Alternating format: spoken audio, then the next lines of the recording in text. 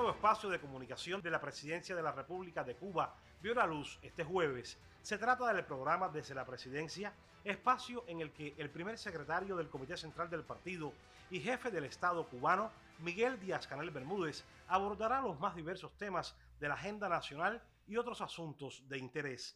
Esta primera entrega, en la que participó el ministro de Energía y Minas, Vicente Lao Levy, y contó con la conducción de la periodista Arlene Rodríguez de Ribet, dedicó parte de su tiempo a analizar los más recientes sucesos ocurridos el domingo último en 3 territorios del país, donde grupos de personas plantearon sus reclamos ante la compleja situación con la generación eléctrica y los alimentos.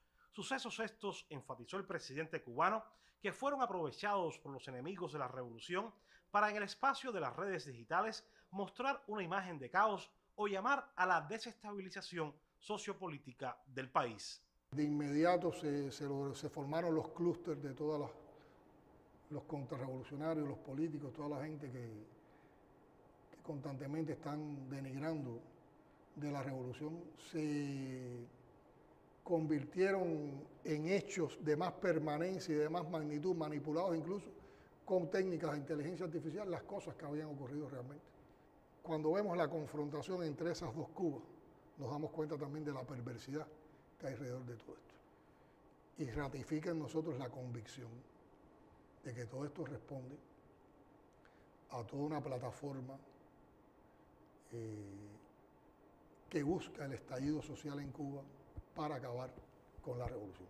En este espacio, que inicialmente se estrena en la página de YouTube de la Presidencia de la República, el mandatario denunció que estos intentos por subvertir el orden en Cuba obedece a una vieja política del imperialismo estadounidense puesta en práctica hace casi 64 años, cuando manifestaron que por el apoyo mayoritario del pueblo a Fidel solo se podía derrocar a la revolución si el gobierno de los Estados Unidos, a través de la asfixia económica, lograba volver a los cubanos contra el gobierno revolucionario.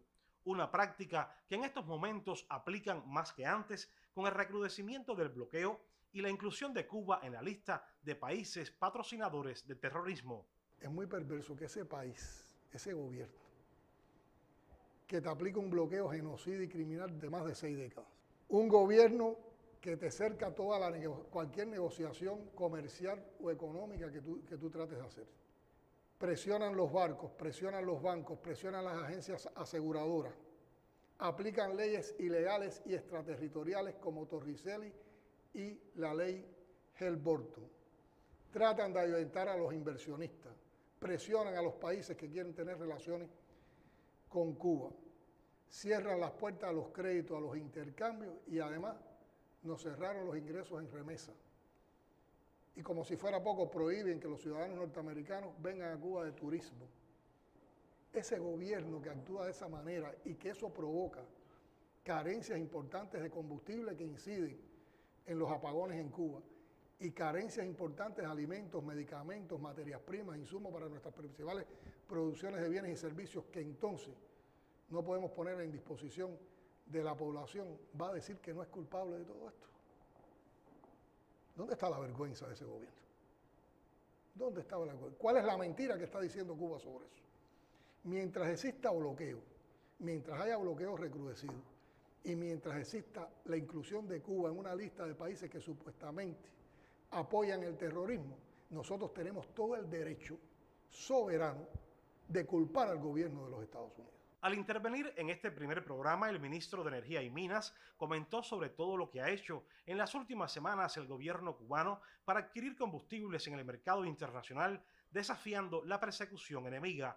Gestiones que junto a la entrada de la termoeléctrica Antonio Guiteras este lunes, enfatizó, han hecho posible una mejoría en la generación de electricidad en el país. Igualmente comentó sobre un amplio proceso inversionista en el sector a corto y mediano plazo que permitirá, con el empleo de las energías renovables, la generación de unos 2.000 megawatts. 1.000 megawatts en el corto plazo de un año y un mes. En la semana 17 de este año empiezan a embarcar los primeros 200 contenedores. La semana 17 es la semana que viene. Es la semana que viene. Y empieza un movimiento grande, como el que se hizo en la revolución energética, grande en todas las provincias, del país. 1000 megawatts son 46 parques fotovoltaicos. Si 46 parques fotovoltaicos repartidos entre todas las provincias viene promediando unos 3 parques fotovoltaicos de 20 megawatts cada uno, 21 megawatts para ser más exacto. Ahora, después vienen otros 1000 megawatts que van a ser un poco más desplazados. Eso tiene un ahorro de combustible sustancial, importantísimo, sobre todo de diésel y de fuel, que es el que utilizamos por el día, esos grupos electrógenos que utilizamos en el horario pico. En esos 2000 megawatts tienen previsto acumulación de energía, baterías, para poder lograr en el horario pico y durante todo el día ir trabajando con el sistema eléctrico de una manera mucho más eficiente. En este espacio, el primer secretario del Comité Central del partido reconoció la labor de las autoridades de los territorios en que se sucedieron los hechos, quienes dialogaron con el pueblo, a la vez que reiteró la posición firme de la Revolución Cubana ante su enemigo histórico, el imperialismo norteamericano. El enemigo lo que nos quiere ver es enfrentados. Al enemigo no le interesa solucionar los problemas de Cuba. Si el enemigo interviniera en Cuba y se apoderara de Cuba, que nunca lo va a poder lograr, y sabemos por qué, y ahí está la frase de Maceo,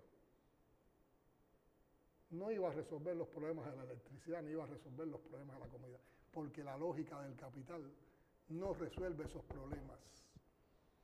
La lógica del capital, la electricidad estuviera, la generación de energía eléctrica estuviera sencillamente como estaba antes de la revolución, totalmente privatizada, y tenía energía eléctrica quienes podían pagarla. Hombre, claro. No olvidemos eso, porque por esa realidad se hizo la revolución, para borrar esa realidad, porque la revolución va contra la lógica capitalista, va contra la lógica imperial, y eso es, como siempre se ha dicho, un puñal en las venas del imperio, que a 90 millas hay un pueblo digno.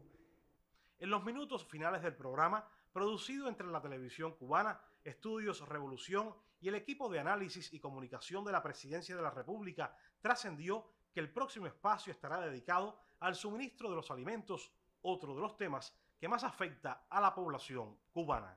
Wilmer Rodríguez Fernández, Canal Cubano de Noticias.